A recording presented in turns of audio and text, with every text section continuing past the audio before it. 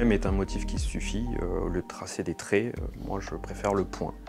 Et c'est l'accumulation de ces points, avec un espacement plus ou moins régulier, une intensité de points, de marquage plus ou moins important, qui façonne des dégradés, des variations de teintes. Le fait de faire des petits points, ça permet de prendre le temps, la mesure du modèle qu'on veut représenter. Et les détails viennent progressivement. C'est pour ça que je suis amoureux de cette technique, parce qu'elle me permet une observation fine du vivant. Et c'est là qu'on se rend compte de toute sa beauté.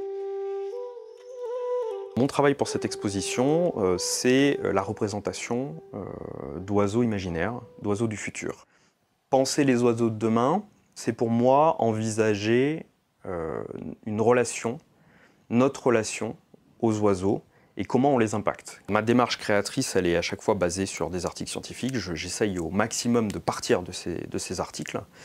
Et ensuite, je m'appuie sur l'incroyable collection ornithologique du musée George Sand à disposition. Dans le cas du toucan de Bayonne qui m'a servi de référence pour le propre toucan, le propre toucanet que j'ai essayé de représenter, c'est accentuer la taille du bec. C'est des impacts concrets sur le corps, la morphologie de ces espèces. C'est l'évolution, l'hybridation, les métamorphoses d'espèces bien réelles aujourd'hui, penser dans le futur. Et c'est aussi penser nos choix.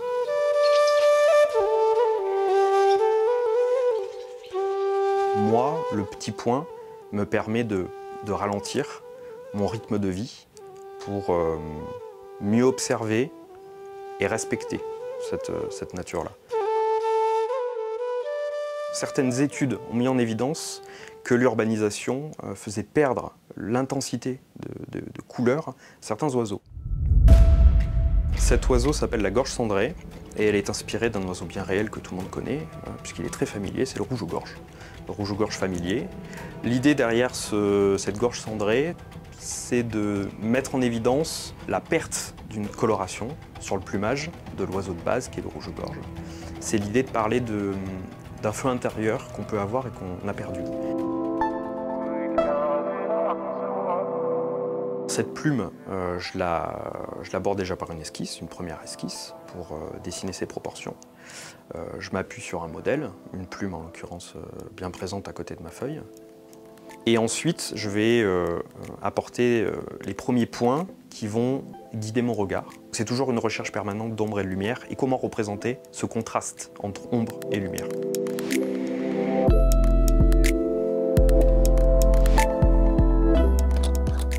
J'ai travaillé avec deux encres principalement, une à dominante verte et ensuite j'ai travaillé avec une encre la plus neutre possible. Il y a du vert dans le noir, mais c'est une variation infime.